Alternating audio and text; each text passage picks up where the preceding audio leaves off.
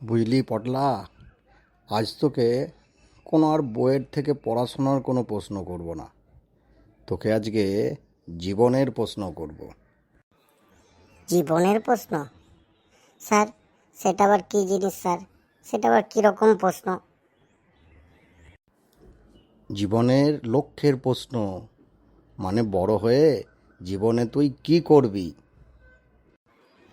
আচ্ছা স্যার, জীবনের লক্ষ্যের প্রশ্ন। বড় হয়ে স্যার আমি বিয়ে করব। না রে খেপা, আমি তোকে বোঝাতে চাইছি যে বড় হয়ে তুই কি হবি। আচ্ছা স্যার, বড় হয়ে আমি কি হব? বড় হয়ে আমি জামাই হব। আরে, আমি বলতে চাইছি তুই বড় হয়ে কি পেতে চাস। ও স্যার, বড় হয়ে আমি বউ পেতে চাই।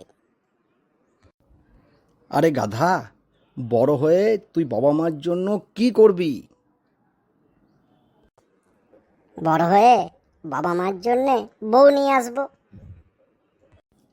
রাস্কেল একটা, তোর বাবা মা তোর কাছে কি চাই।